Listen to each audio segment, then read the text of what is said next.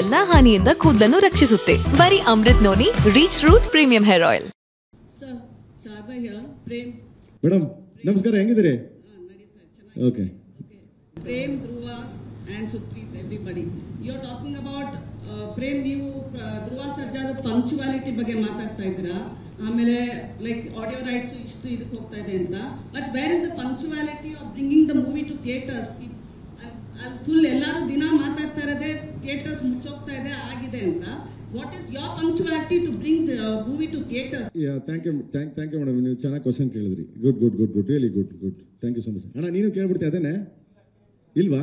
Okay sir, ಒಂದು cinema ಅನ್ನೋದು ಒಬ್ಬ creator and then producer.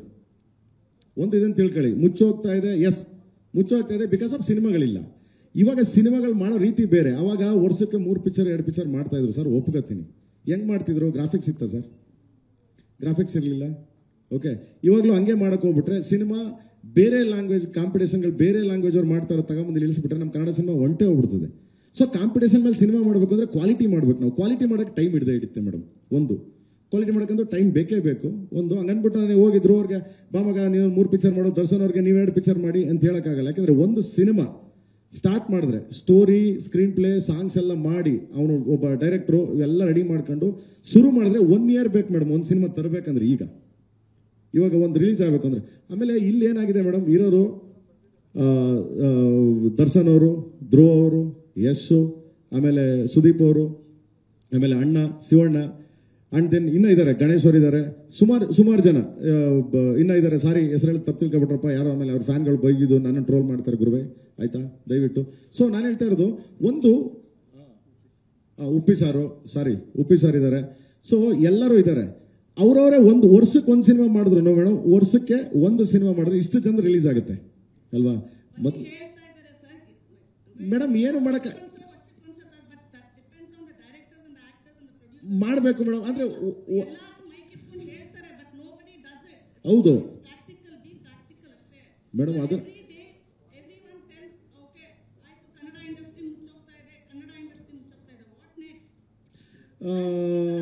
Madam ಇಲ್ಲ ನಾನು ಮೇಡಮ್ ಕನ್ನಡ ಇಂಡಸ್ಟ್ರಿ 17 ಕೋಟಿ 70 ಲಕ್ಷಕ್ಕೆ ಕನ್ನಡ ಇಂಡಸ್ಟ್ರಿ ಮುಚ್ಚೋಯ್ತು ಮೇಡಮ್. ಯಾಕೆ? ವೈ?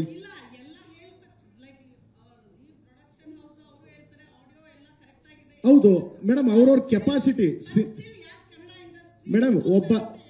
ಒಬ್ಬ ರೈತ, ಉದಾಹರಣೆ ಹೇಳ್ಬಿಡ್ತೀನಿ, ಒಬ್ಬ ರೈತ ಬಂದ್ಬಿಟ್ಟು ಯಾವ್ದೋ ಒಂದು ಜಮೀನಲ್ಲಿ ಒಂದು 10 ಗುಂಟೆ ಜಮೀನಲ್ಲಿ ಅವನು ಉಟ್ಬಿಟ್ಟು ಭತ್ತ ಹಾಕ್ಬಿಟ್ಟು ಅವ್ನು ಬರಲಿಲ್ಲ ಅಂದ ತಕ್ಷಣ ಮತ್ತೆ ತಿರ್ಗಿ ಅವ್ನು ಅಲ್ಲಿಗೆ ಹೋಗಲ್ಲ ಮೇಡಮ್. ಅವನು ಆಗಲ್ಲ ಗುರು ಬರಲ್ಲ ಆಗಲ್ಲ ಅಂತ ಮತ್ತೆ ತಿರ್ಗಿ ಕಿತ್ತಾಕ್ಬಿಟ್ಟು ಕಬ್ಬು ಹಾಕ್ತಾನೆ. ಹಂಗೆ ಪ್ರತಿಯೊಬ್ಬ ನಿರ್ಮಾಪಕ, ಪ್ರತಿಯೊಬ್ಬ ಟೆಕ್ನಿಷಿಯನ್ಸ್, ಪ್ರತಿಯೊಬ್ಬ ಇವನು ಮಾಡ್ಲೇಬೇಕು. ಅದನ್ನ ಯಾರೋ ಕೂತ್ಕೊಂಡು ಎಲ್ಲೋ ಕೂತ್ಕೊಂಡು ಇಲ್ಲ ಗುರು ಮುಚ್ಚೋಯ್ತು ಆಗಲ್ಲ ಹೋಗಲ್ಲ ಅಂದ್ರೆ ತಪ್ಪೋದು.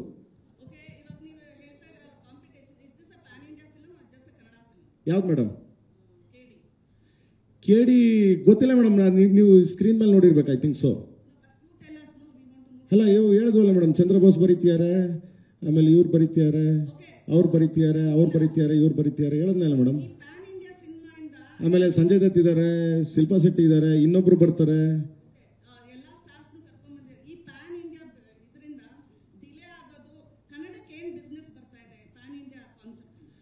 ಪ್ಯಾನ್ ಇಂಡಿಯಾ ಮೇಡಮ್, ಇದು business cinema. Okay, business.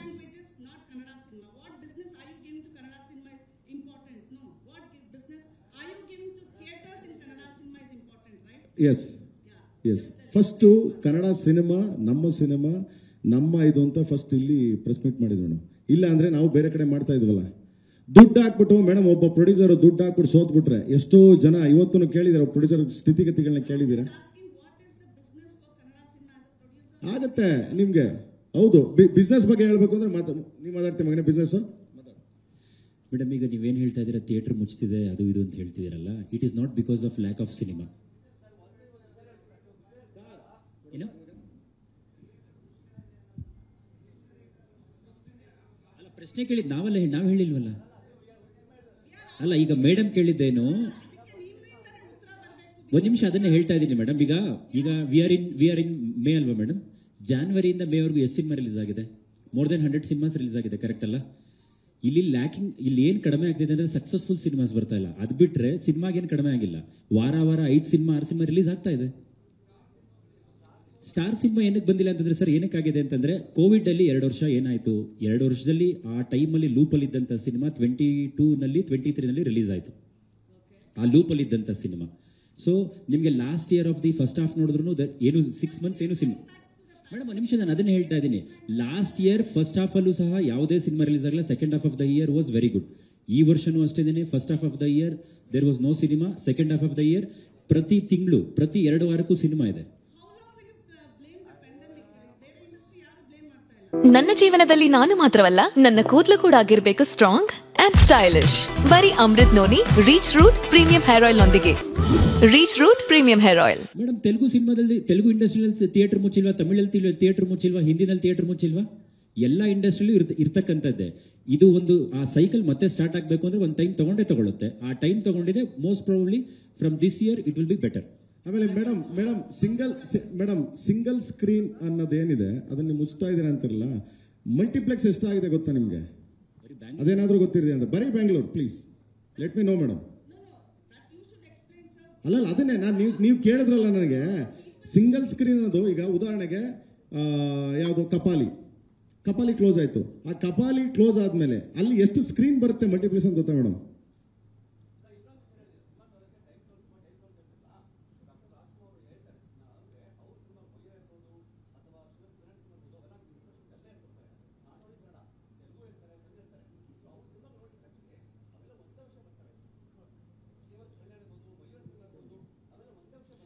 Sir ಇವಾಗ ನೀವು ಕೇಳಿದ ಪ್ರಶ್ನೆ ಅರ್ಥ ಆಯಿತು.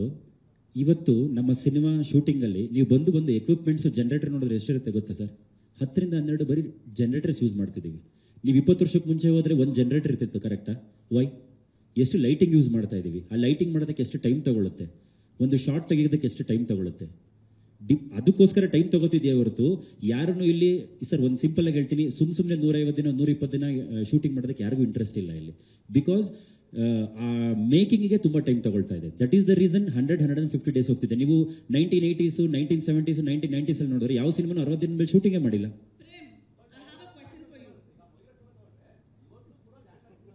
100% ಸರ್ ಮೇಕಿಂಗ್ ಸ್ಟೈಲ್ಸ್ ಡಿಫರೆಂಟ್ ಇತ್ತು. ನಾನು ನಿಮ್ಗೆ ಅದನ್ನೇ ಹೇಳ್ತಾ ಇರೋದು. ಮೇಕಿಂಗ್ ಕಾನ್ಸೆಪ್ಟೇ ಚೇಂಜ್ ಆಗಿದೆ ಇವತ್ತು. ನೀವು 10 ವರ್ಷದ ಮುಂಚೆ ಹೋದ್ರೆ ಒಂದು ಕಾನ್ಸೆಪ್ಟ್ ಅಲ್ಲಿ ಶೂಟ್ ಮಾಡ್ತಿದ್ರು, 20 ವರ್ಷದ ಮುಂಚೆ ಹೋದ್ರೆ ಒಂದು ಕಾನ್ಸೆಪ್ಟ್ ಅಲ್ಲಿ ಶೂಟ್ ಮಾಡ್ತಿದ್ರು. ಇವತ್ತಿನ concept of making cinema is totally different.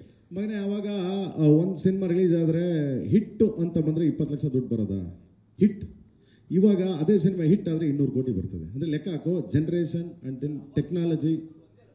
No technology ರೀಲೇ ಇಲ್ಲ ಮರ. ಇವಾಗ ಇಲ್ಲಿ ಕೇಳೋ. ಅವಾಗೇನಿತ್ತು ಅಲ್ಲಲ್ಲ, ಅವಾಗೇನಿತ್ತು ನಿಮ್ಗೆ? ರೀಲ್ ಇತ್ತು. ಬಂದ ಪಿಕ್ಚರ್ ಆದ್ಮೇಲೆ ಒಂದು ಎಡಿಟಿಂಗ್ ಟೇಬಲ್ ಕಟ್ ಮಾಡು, ಜಾಯಿಂಟ್ ಮಾಡ್ಬಿಟ್ಟು ತಗೊಂಡೋಗಿ ರಿಲೀಸ್ ಮಾಡ್ಬಿಡ್ತೀವಿ. ಇವಾಗ ಹಂಗಲ್ಲ, ರೀಲೇ ಇಲ್ಲ. ಇದು ಡಿಜಿಟಲ್ ಮೀಡಿಯಾ. ಇದು ಡಿಜಿಟಲ್ ಅಂದಾಗ ನಾವೇನೆಲ್ಲ ಕೆಲಸ ಮಾಡ್ಬೇಕು ಅದಕ್ಕೆ. ನೀವು ಯಾವ್ದಾರು ತೊಗೊಂಡೋಗ್ಬಿಟ್ಟು ಪಿಕ್ಚರ್ನ ಥಿಯೇಟರ್ಗೆ ಹಾಕ್ಬಿಟ್ರೆ ನಿಮ್ಗೆ ಅದಾದ್ಮೇಲೆ ತಗೊಂಡು ಡಿಜಿಟಲ್ ಮಾಡಿದ್ರೆ ಅವ್ನು ಕ್ವಾಲಿಟಿ ಇಲ್ಲ, ಇದಿಲ್ಲ ಅಂತಂದ್ರೆ ಮುಟ್ಟೋದೇ ಇಲ್ಲ ಅವನು, ಬರೋದೇ ಇಲ್ಲ ಅವನು. ನೀನು 200 ಕೋಟಿ ಖರ್ಚು ಮಾಡೋ, 500 ಕೋಟಿ ಖರ್ಚು ಮಾಡೋ, ಗುರು ಕ್ವಾಲಿಟಿ ಸಿನಿಮಾ ಬೇಕಾಗಿಲ್ಲ ಅಂತಾನೆ ಅವನು. ಆಮೇಲೆ ಆಡಿಯನ್ಸ್ ನೋಡೋರು ಬೇರೆ ಲ್ಯಾಂಗ್ವೇಜ್ಗೆ ಕಾಂಪೀಟ್ ಮಾಡ್ಬೇಕಲ್ಲ ನಾವು ಆಡಿಯನ್ಸ್ ನೋಡ್ಬೇಕಾದ್ರೆ ಗುರು ಏನ್ ತೆಗೆದೋ ನೋಡಲ್ಲಿ ಆ ಪಿಕ್ಚರು, ಏನ್ ತೆಗೆದೋ ಹಿಂದಿ, ಏನ್ ತೆಗೆದೋ ಮಲಯಾಳಂ ಅಂದ್ರೆ ನಾವಿನ್ನ ಅಲ್ಲೇ ಇದೀವಿ ಅಂತ ಅರ್ಥ ಅಲ್ವಾ? ಸೊ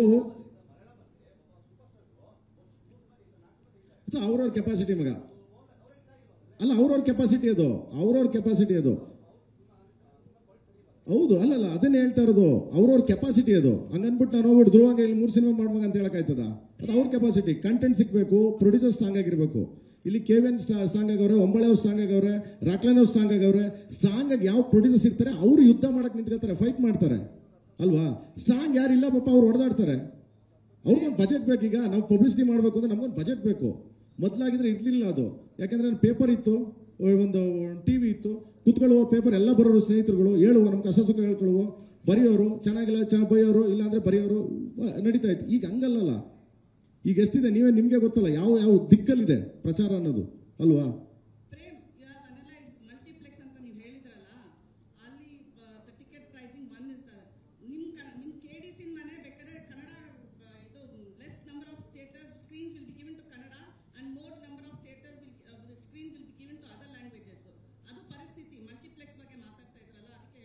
ಮೇಡಮ್ ಇಲ್ಲಿ ಬ್ಯಾಂಗ್ಳೂರಲ್ಲಿ ಎಷ್ಟು ಲ್ಯಾಂಗ್ವೇಜ್ ಸಿನಿಮಾ ರಿಲೀಸ್ ಆಗುತ್ತೆ ಗೊತ್ತಾ ಮೇಡಮ್ ತಮಗೆ?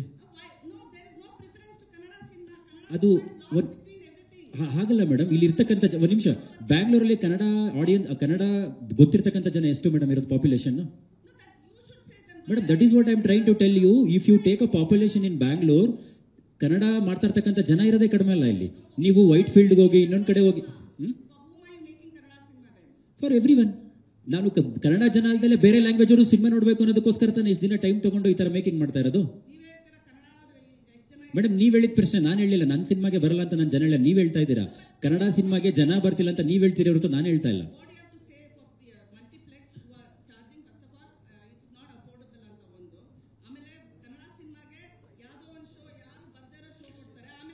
ಮೇಡಮ್, ಅದು ನೀವು ಹೇಳ್ತಿರ್ತಕ್ಕಂಥ, ನಾನು ಸಿನಿಮಾ ಮಾಡೋ ರಿಲೀಸ್ಗೆ ನಾನು ಬೆಸ್ಟ್ ಟೈಮ್ ತಗೋತೀನಿ, ಬೆಸ್ಟ್ ಪ್ಲೇಸ್ಮೆಂಟ್ ತಗೊಂಡೆ.